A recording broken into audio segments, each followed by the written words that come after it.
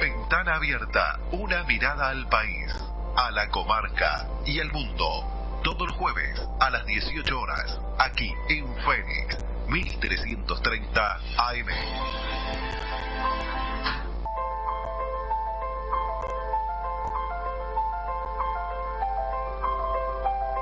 Buenas tardes, audiencia. Buenas tardes, compañeros acá de estudio.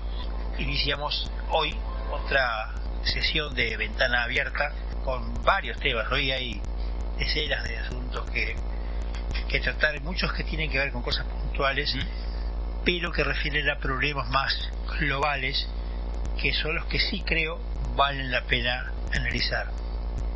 Es la bandera quien les habla, les comunica que me acompañan acá en estudio Néstor Grajales, Laurita Urán, que está allí con su tecnología digital, llevándonos por Instagram, supongo, sí, ¿no? Instagram, bien, perfecto. Y tenemos a Alexis, que nos acompaña hoy, en una nueva jornada, Alexis Martins. Bueno, para iniciar otra caminata por el mundo, la comarca y la ciudad.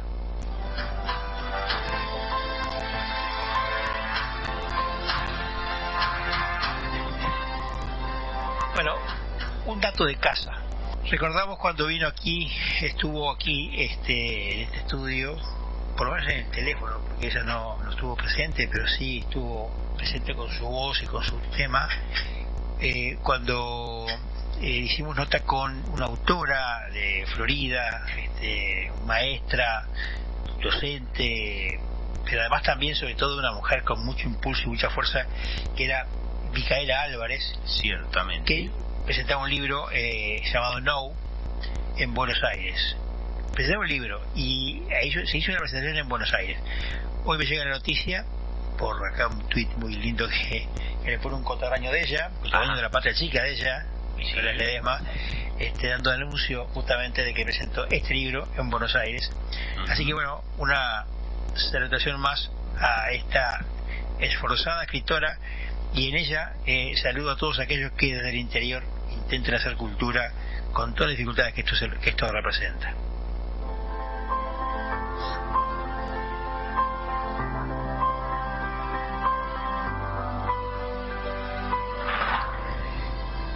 Bueno, esta semana ha estado picada, pero picada con cosas que preanuncian quizás tormentas, quizás granizadas o quizás días de sol. Hubo una declaración hace unos días de el promitente ministro del Interior del nuevo gobierno, Carlos Negro, diciendo que la lucha contra el narcotráfico estaba perdida, que ya de entrada poco menos que no había que hacer nada. Esto lo agregamos nosotros, ¿no? Lo que dijo estaba perdida. Tiró la toalla el hombre. Tiró la toalla. De hecho, en esa declaración tiraba la toalla. Pero pasa como aquel tema tan a mí me divertía. Mira, ¿usted se acuerda de Lelutier? Sí, claro, ¿cómo? Tenía una pieza que se llama El gato explicado. Ajá.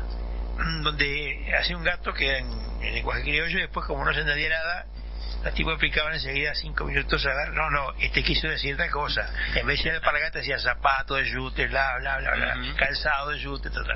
Bueno, acá está pasando algo como el gato explicado en varias cosas. Y quiero arrancar justamente con esto de Negro, porque el presidente Orsi, el presidente electo Orsi, fue interpelada por la prensa y salió a comentar algunas cosas. Tenemos así en estudio una declaración, por favor. Él lo que dijo, yo lo he escuchado más de una vez, es un análisis de lo que pasa en el mundo hoy. Yo tengo los volúmenes que entra por ejemplo, de cocaína a Europa por año, sin fallar un año. Quiere decir que hay algo que el mundo viene perdiendo, y los países más poderosos del mundo, con mayor poder para frenar estas cosas, han perdido, por lo menos en cierto carril, ese combate. Yo creo que esa es la dimensión mundial, y en eso comparto la visión del ministro. Hay una dimensión local y nacional que tenemos dos compromisos enormes y que tenemos que trabajar para lograrlo. Uno es frenar los niveles de violencia que tenemos en nuestra sociedad, y otro es frenar los niveles de consumo y de adicción que tenemos, porque el tema de la droga, como se habla de violencia, crimen, pero también el tema de salud. Entonces yo creo que son los dos compromisos nacionales: bajar los niveles de violencia y resolver los temas de adicción, temprano resolver el tema de el daño que hace a nuestra salud y a la cabecita de la gente.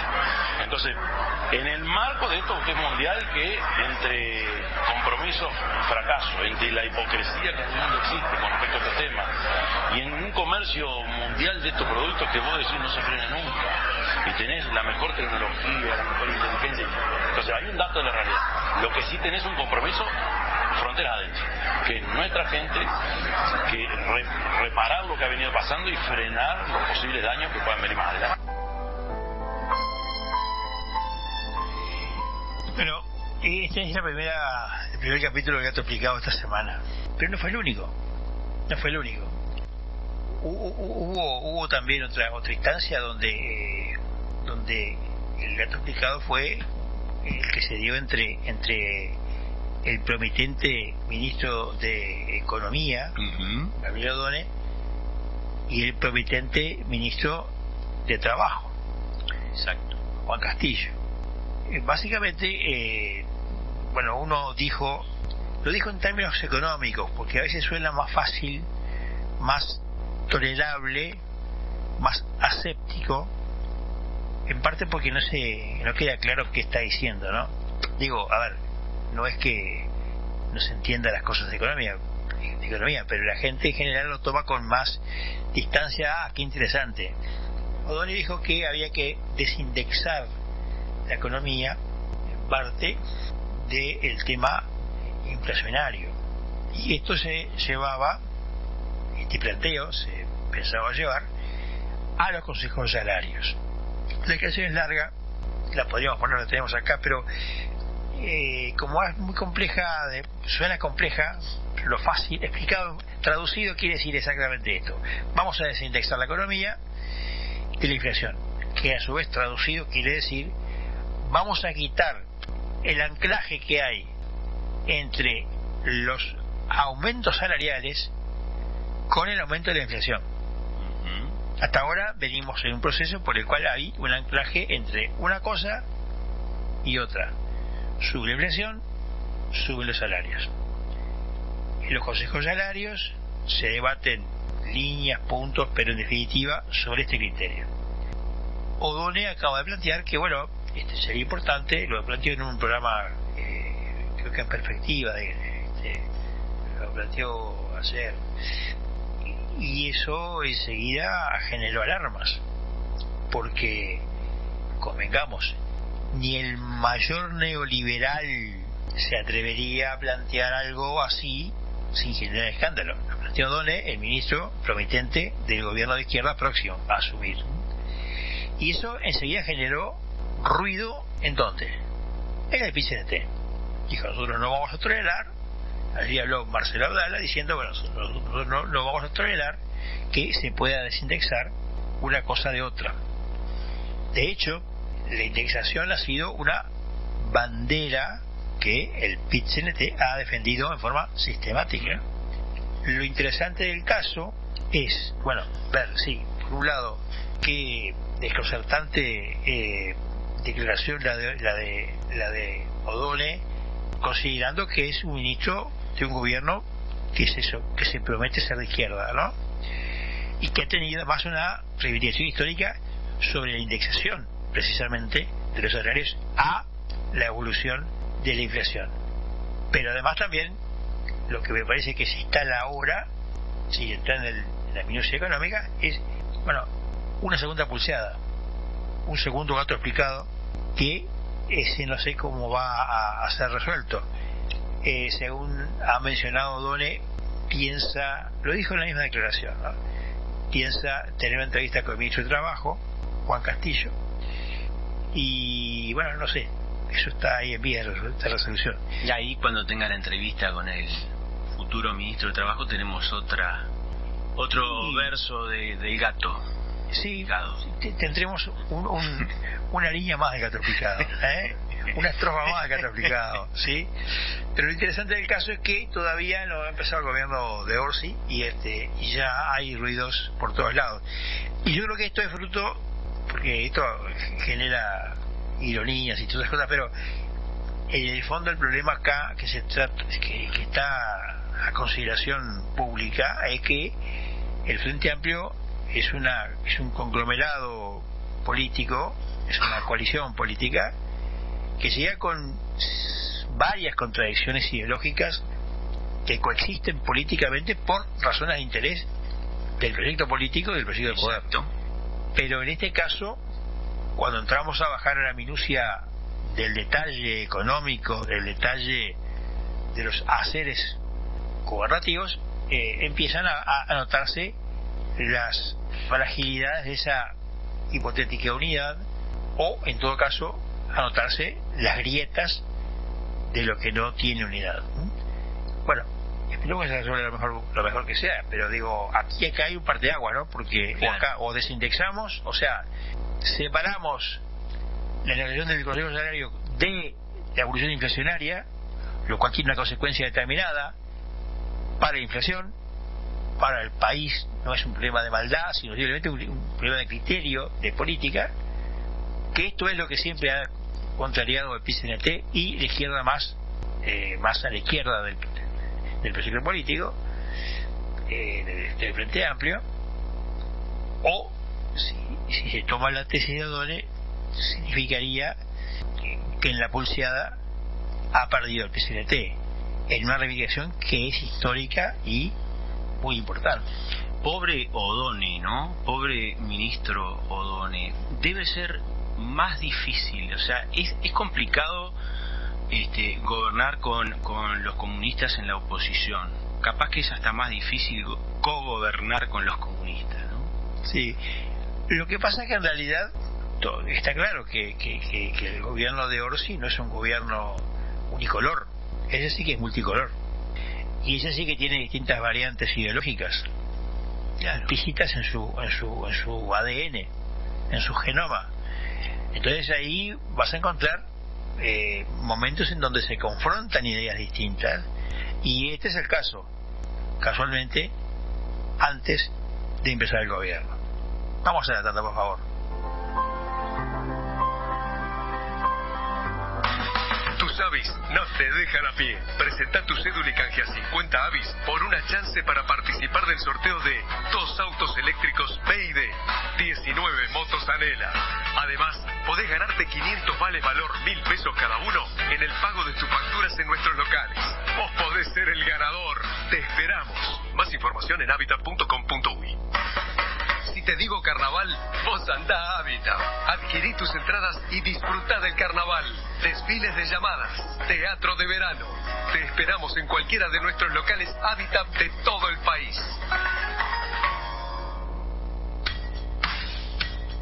Cuando necesites solucionar de modo fácil los trámites difíciles en BPS, DGI y Ministerio de Transporte, consulte a los gestores de gestiones.ui. El mejor método para evitar dolores de cabeza y malestares a la billetera. Consulte su problema por Instagram a la cuenta @gestiones.ui o por correo electrónico a gestiones.ui@gmail.com. Esta gente hace fácil cualquier trámite difícil.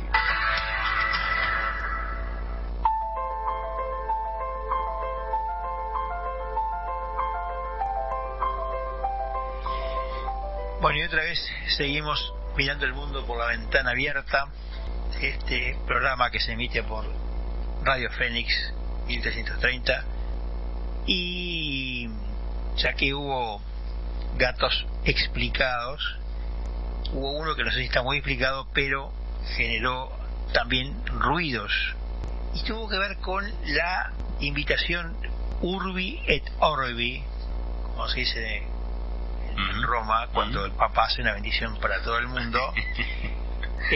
Parece que el gobierno uruguayo decidió hacer una invitación Urbi et Orbi a todos los gobiernos que estén vinculados diplomáticamente con Uruguay. En consecuencia, fue una forma elíptica de decir, bueno, vamos a invitar a Cuba, vamos a invitar a Nicaragua y vamos a invitar sobre todo a Maduro. Y digo sobre todo a Maduro porque, no solamente porque está en el ojo de la tormenta en los últimos tiempos, sino porque el gobierno que asume, un sector del gobierno que asume, ha tenido históricos vínculos de muchos tipos, sobre todo económicos, con el gobierno de Venezuela. han habido problemas, denuncias. Bueno, eso no ha tenido consecuencias, pero sí ha tenido frutos, y durante meses vimos que casi años que se les preguntaba a los políticos del Frente Amplio si Maduro era un dictador, y hacían los vericuetos más impresionantes, los dibujos más impresionantes, para no decir eso, ¿no? Ya últimamente la cosa había cambiado un poquito, y algunos sectores del Frente empezaron a decir sí, que efectivamente era dictador. Parece que se descubrió que eso era así, y entonces bueno, el tema genera una grieta, pero el problema a su vez es que parece que a Maduro lo quieren evitar, y a la asunción del presidente Orsi, tanto como a Díaz-Canel como a Daniel Ortega. Toda la barra, esa barra por lo menos, esa troika, y el presidente Lacalle, en funciones hasta el 1 de marzo, prohibió que eso fuera así. Algunos dicen, le hizo el favor. Sí, es posible. Otros dicen simplemente fue coherente con lo que pensaba desde siempre Lacalle sobre estos tres personajes.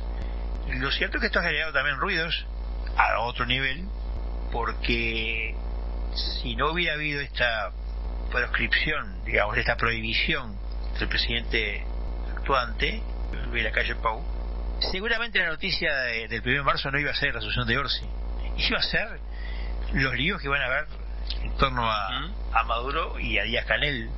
Capaz que Nicaragua no concentra tantos odios populares o sentimientos negativos, más allá de que es un feroz dictador. Creo que la noticia por el mundo habría sido cómo hubieran sucedido las cosas con esta visita, ¿no? Y aquí hay un planteo sobre la mesa que vale la pena tener en cuenta, que creo que es parte, te diría, del debate que debe tener la política uruguaya, ¿no? Y es si aceptamos buenamente el criterio de la democracia liberal de la que es parte Uruguay tiene un sistema republicano y democrático de corte liberal, y se sobreentiende que aquello que violenta esta lógica se lo ve con malos ojos. Esto ha sido históricamente así. Esto ha sido la ratio por la cual se justificaba la oposición de ciertos países, por ejemplo, a la dictadura uruguaya, cuando la dictadura que terminó en el 84, ¿verdad? La 73-84, y sin embargo parece que ahora las dictaduras militares pueden tener otra relectura, si son de determinado color político. Entonces, creo que ahí, detrás de este tema, que es una anécdota, vamos a decir, graciosa en una palabra, porque estas cosas no son graciosas, pueden ser singular.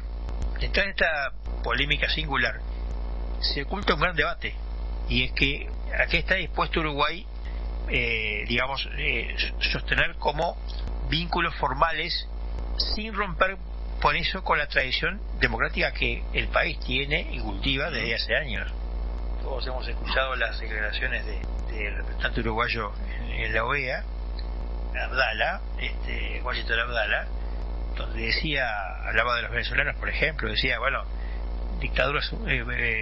Maduro es un dictador, o qué se creen, que hay 8 millones de venezolanos haciendo turismo por el mundo. Entonces digo, ahí hay todo un debate, y que además genera un tema que por ahora en Uruguay no hace ruido, en otros países sí, que es la cuestión de la inmigración venezolana en el país, que es notoria.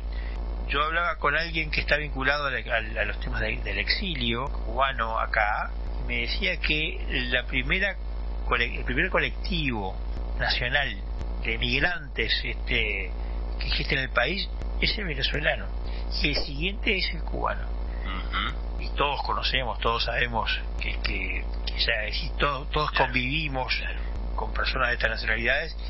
Incluso algunos han empezado a plantear la necesidad de tener un reconocimiento de su nacionalidad, y que, bueno, en fin, digo, he leído debates, por ejemplo, sobre el tema de si la nacionalidad legal debería ser algo más que meramente nominativo, en fin, digo, sí, ya hay toda una lógica, y ahí me consta que, por ejemplo, hay algunos cubanos que están intentando ingresar al sistema político uruguayo como legisladores. Sí, por lo menos de una persona que sí, que está en esto. Digo, y lo está haciendo de forma correcta, o sea, como tiene que ser cualquier ciudadano que quiera tener intenciones electorales. O sea, estamos hablando de que Uruguay empezaría a tener una realidad que no tenía hasta ahora, que por ejemplo se ve en Estados Unidos. En Estados Unidos ve el voto latino y ve un representante del voto latino, el voto negro o afrodescendiente, y tiene un representante del voto negro o afrodescendiente. Bueno, en Uruguay, donde acá todo el mundo se mezcla, todo el mundo se casa con todo el mundo, hasta ahora la gente era diputado o senador o lo que sea por un partido. Quizás empecemos a ver diputados o senadores por un sector, por un segmento, por una tribu, por un pueblo, por un grupo de migración. Son realidades distintas, cosas que... A mí lo que me interesa destacar, Heraclio, porque yo tengo contacto con algunas personas a nivel laboral, inmigrantes provenientes de Venezuela, por ejemplo, es la motivación de esta gente. En algún caso de alguien que yo conozco que no tiene interés en participar en la política, es más, ni siquiera se muestra activamente en temas políticos, aunque te parezca que no, Heraclio, tiene miedo o temor a una posible represalia del régimen de Maduro. Pero más allá de eso, con cualquiera de estas personas que hablas, con la gran mayoría de estas personas que hablas, el sentimiento y el mensaje que nos dejan es: gente, nosotros sufrimos mucho, sufrimos estos regímenes totalitarios. No queremos que un país tan lindo, con gente tan linda como el Uruguay, termine en lo mismo. Eso es un denominador común cuando tú hablas con todas estas personas que vienen de estos países. No cabe duda que la inmigración venezolana, por ejemplo, la cubana ha sido mucho más soterrado el proceso, más opaco, ¿no? No lo digo por ilegal, sino que ha sido menos visible, pero los venezolanos no, porque bueno, han tenido otra notoriedad. Todos coinciden en las dificultades que hay cuando alguien se va de su país.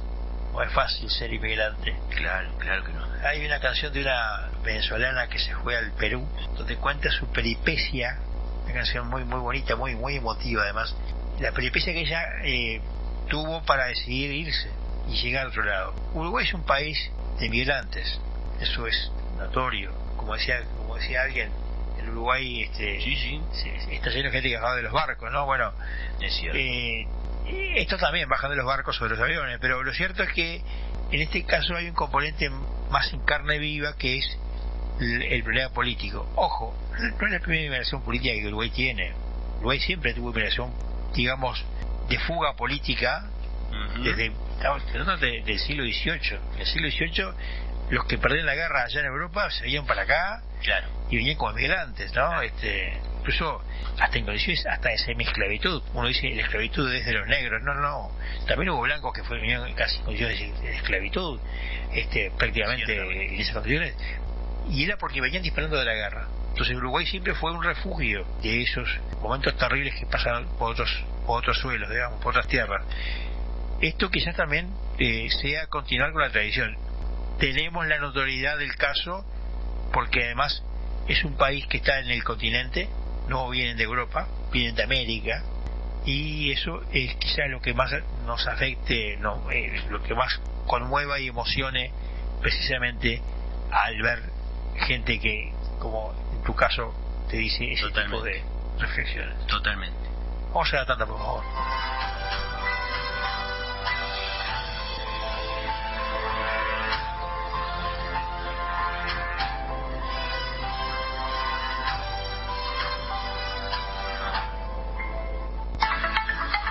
Transmite CX40 Radio Fénix 1330 AM.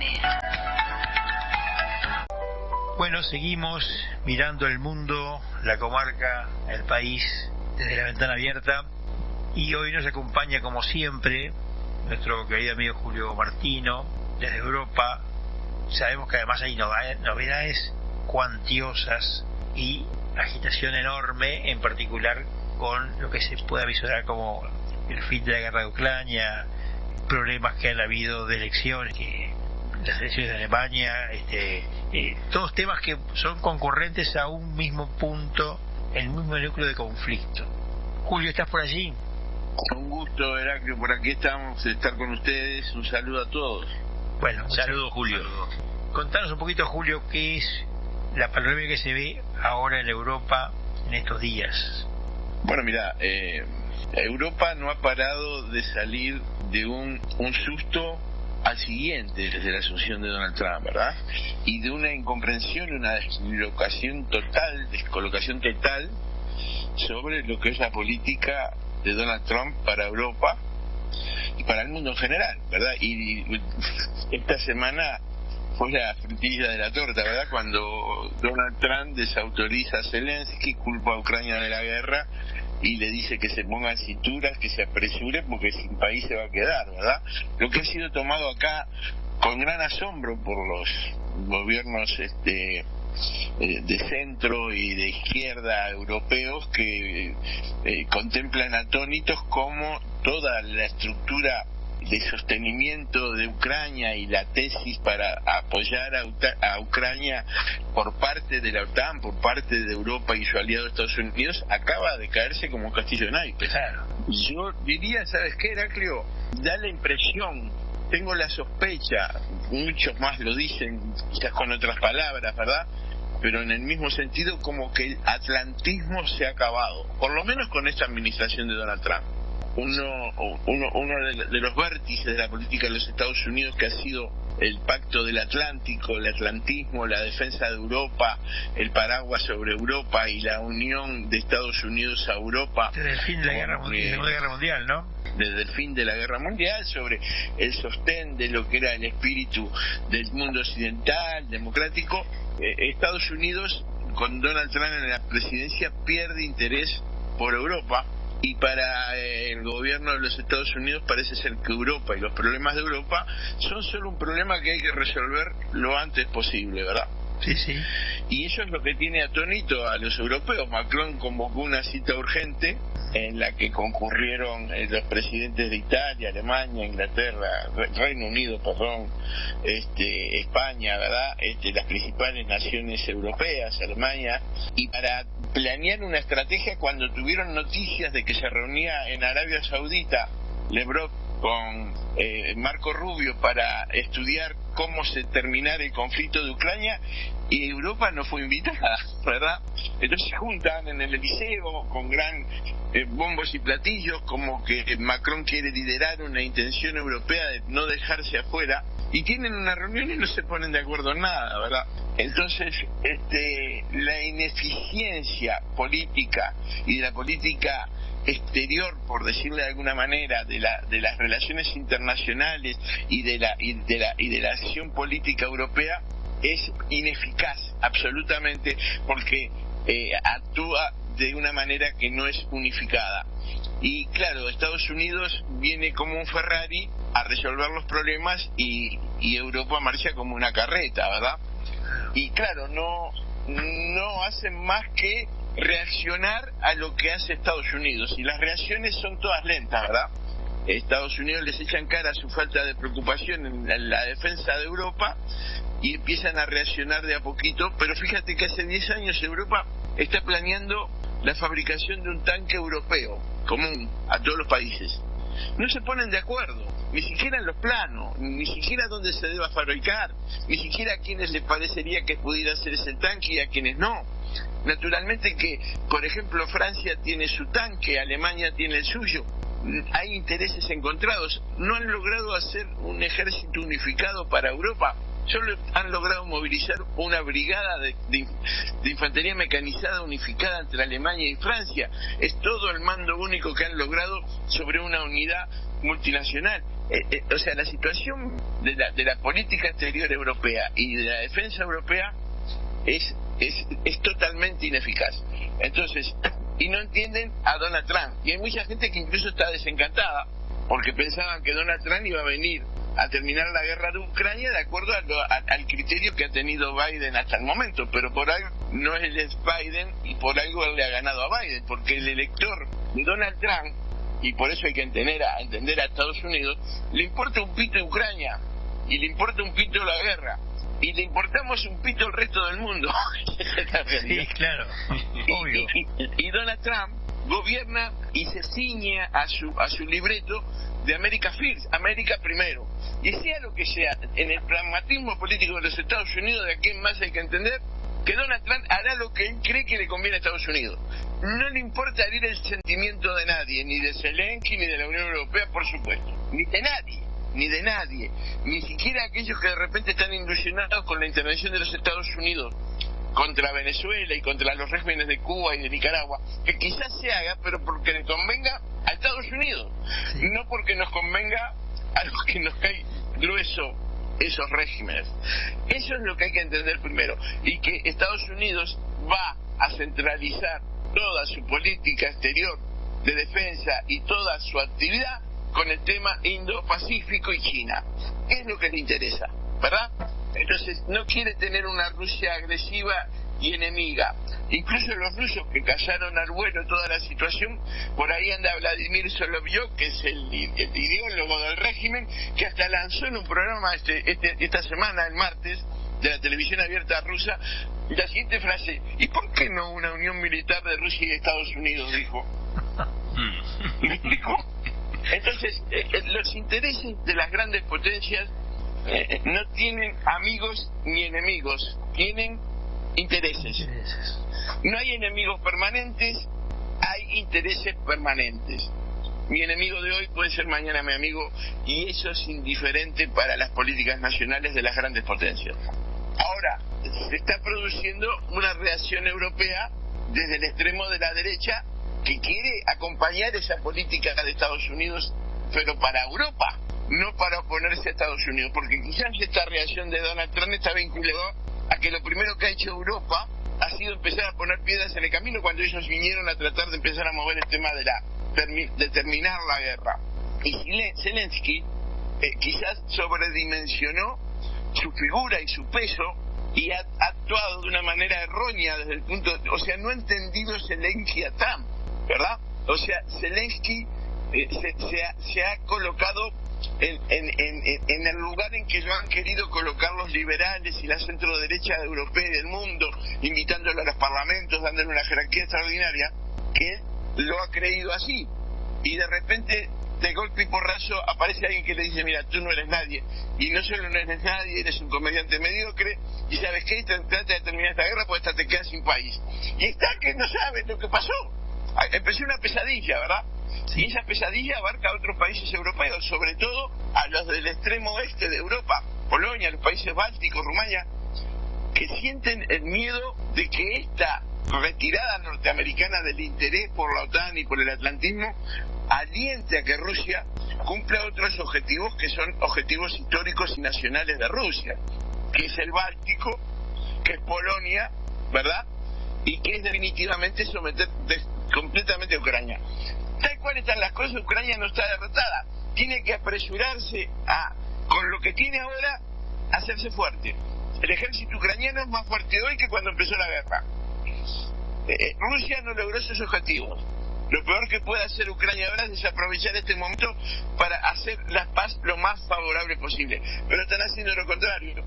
Se le están plantando a Trump, y Trump no tiene interés en que Ucrania... Trump lo dijo hoy: amo mucho a Ucrania, me duele horriblemente la cantidad de muertos y víctimas que tiene esta guerra, pero Estados Unidos no se puede desangrar económicamente por Ucrania, nuestros intereses no están ahí. Entonces le hice una propuesta que supongo que le han dado un portazo, ¿no? Porque él quiere cobrar sus 400.000 millones de dólares de ayuda.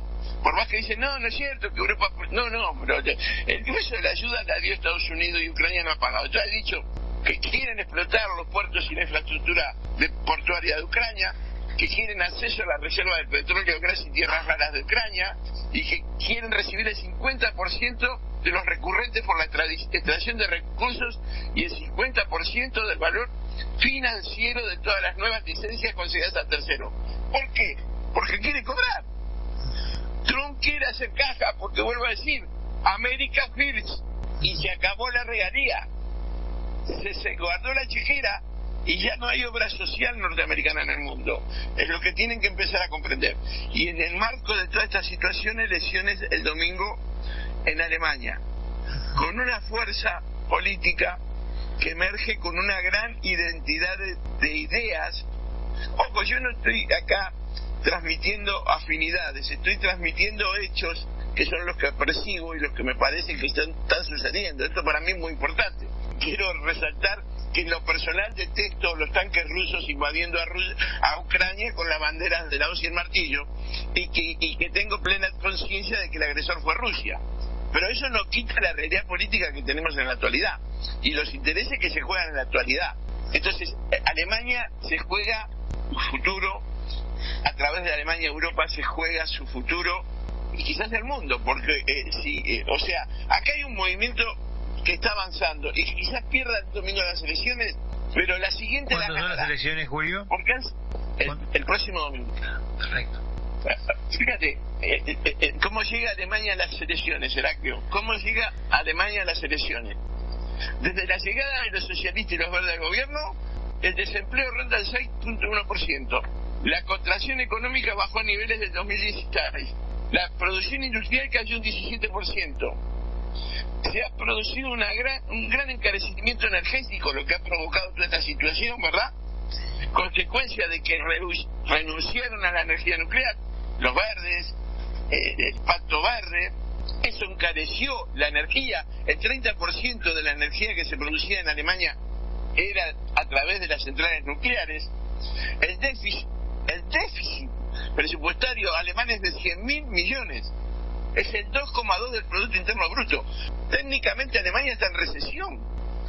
Es el déficit más alto de su historia, porque parecería que todo se decide por el tema de la inmigración. Acá no es solo el tema de la inmigración, que lo es, sino que es una situación económica que Alemania desconocía y que los verdes y los socialistas han tratado de suplir y de cambiar con gasto público, como acostumbran, gasto público y dopando la economía. Entonces, el domingo se juegan las políticas de Europa, porque si Alternativa por Alemania gana o tiene un potente éxito en la representación parlamentaria que va a tener en el futuro, cambian estas tornas y el panorama de Francia o de Inglaterra pretendiendo liderar a Europa quizás ya no conte con una Alemania tan complaciente para acompañarlos, y Europa sin Alemania no existe. ¿Me explico? Ni en lo económico, ni en lo político, ni en lo militar. ¿Pensás que y eso es lo que se está jugando?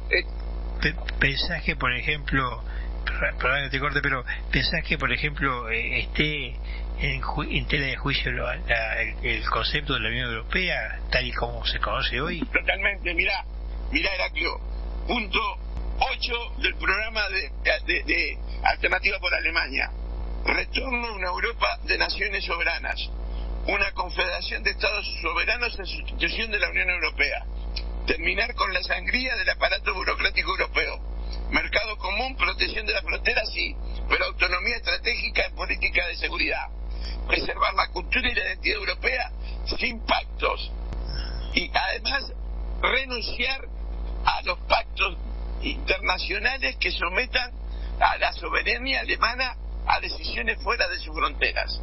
Pues sería terrible para la Unión Europea. Claro. Terrible. Sí, se acaba Bruselas. A esta Unión Europea, a este concepto de Unión Europea, ¿verdad? Claro. Bueno, veremos entonces qué sucede. Hay que estar atento entonces a estas novedades que vienen el fin de semana. Julio, gracias por todo. Sabemos el esfuerzo que siempre haces por estar con nosotros, así que te agradecemos en el alma la presencia permanente en este programa de Ventana Abierta. Un gran abrazo para todos ahí. Un abrazo, mi mayor gusto estar con Uruguay, usted lo sabe, mi querido Heraclio. Amo al Uruguay y amo escuchar mi acento en la voz de mis hermanos. Un abrazo. Un abrazo. Abrazo, Julio.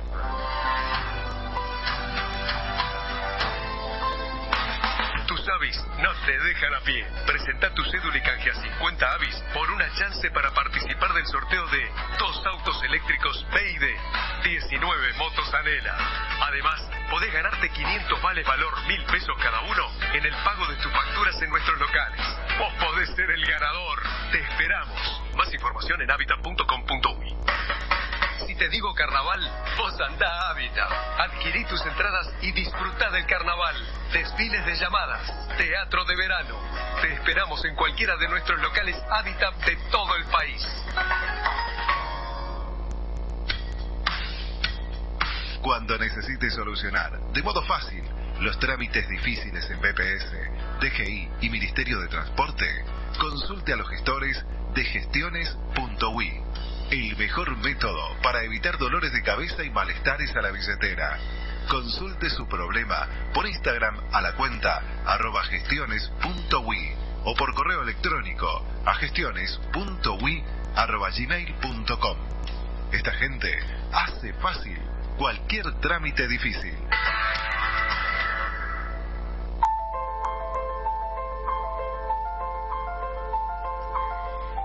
Y seguimos en el último bloque de Ventana Abierta.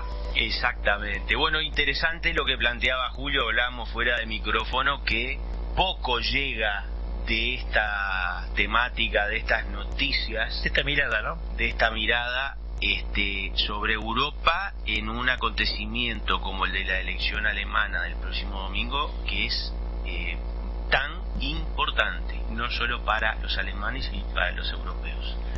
Tiene una importancia más global, ¿no? Pero bueno, decíamos acá fuera del micrófono que no solamente de Alemania o de Europa a veces no llegan estas noticias, a veces hay noticias más cercanas que tampoco llegan, que uno no sabe por qué extraña razón acá la prensa no tiene en el radar determinadas noticias, ¿no? A veces las redes han abierto la panorámica, claro, porque tenés noticias que te inducen a pensar cosas, pero en general el unicato informativo sigue existiendo. Las redes sociales han abierto una brecha, han democratizado, como suele decirse a veces, un poco el acceso a la información, pero realmente llama la atención eso. Bueno, Alex, te tenemos acá. También comentaste algo fuera de micrófono sobre el asunto. Podés comentarnos qué te parece a ti el tema, cómo visualizaste lo que contaba Julio, y si ves algo que nos toque más de cerca acá. Sí. No, bueno, que sea más o menos por el estilo. Por algún motivo algunas noticias no llegan. No llegó cuando el incendio del Amazonas, no llegó. Parecía algo muy relevante porque el humo sí llegó hacia el norte del país, incluso hasta el sur. Entonces, cuando gobernaba Bolsonaro era una noticia así tremenda, ¿no? Que había quemas en el Amazonas, pero parece la extrema derecha parece que ahora no se comenta, pero en realidad las quemas en el Amazonas suceden. Es raro eso, ¿no? Esa selectividad de la mirada política, la mayoría informativa tiene una clara connotación política, sin duda alguna.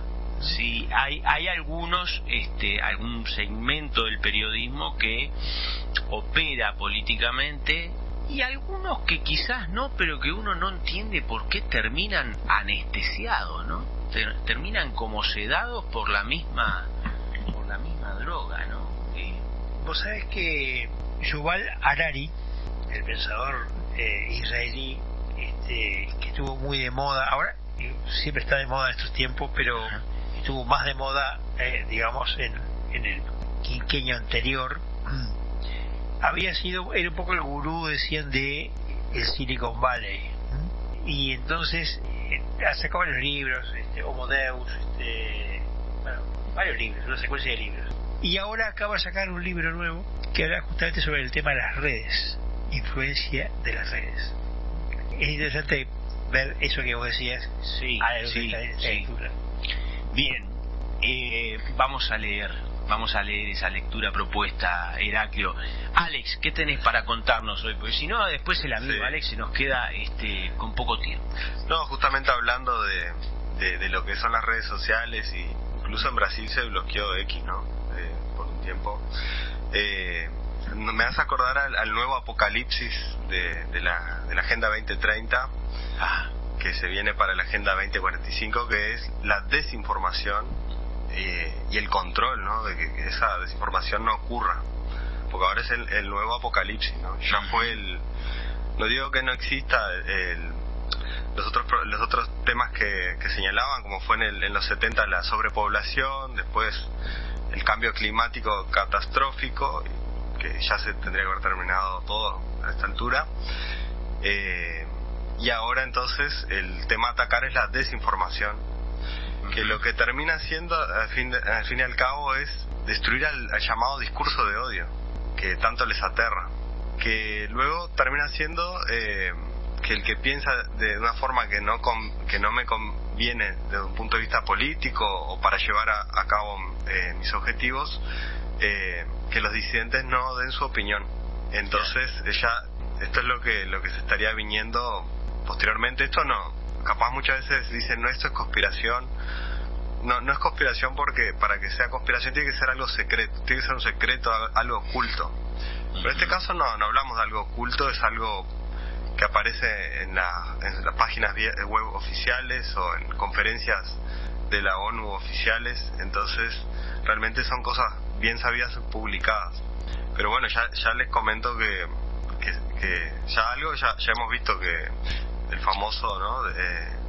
El ataque o la preocupación, la gran preocupación por la desinformación, no es ninguno de los temas que nos preocupa a los ciudadanos normales o de a pie, como sería, no sé, la violencia o la limpieza de la ciudad, sino que es la desinformación y el control de lo que se dice en las redes sociales.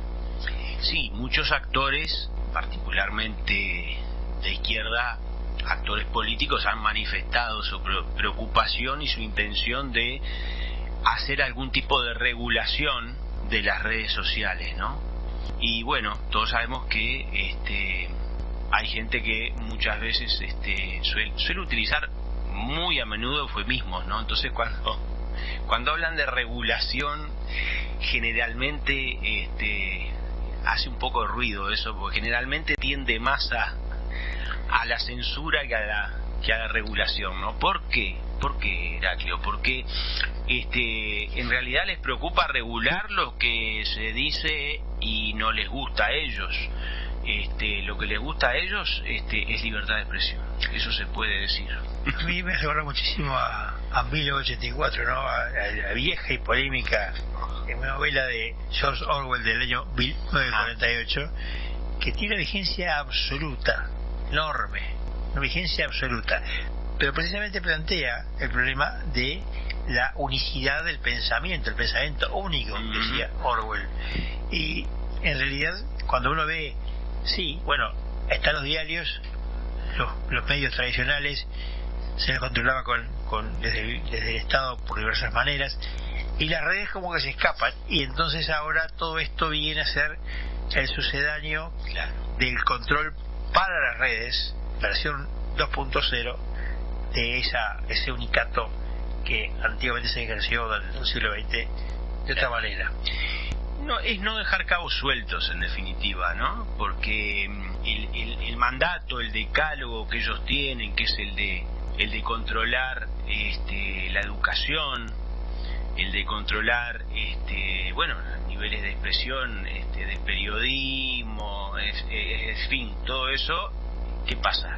Las redes sociales terminaron siendo un cabo suelto que están tratando de amarrar, ¿no? Porque el objetivo es el mismo siempre, ¿no? En realidad, el interés por controlar, digamos, vamos a decir entre comillas, es el interés para que la gente piense de una sola manera. Yo pienso que el sujeto central de esto, cuando uno dice control, es lo que se te escapa del pensamiento único. Tenemos una ortodoxia, tenemos un pensamiento dogmático, que es el criterio políticamente correcto, que es el aceptado, y lo que se sale de eso hay que liquidarlo, hay que cancelarlo, palabra que en los últimos años se ha usado bastante.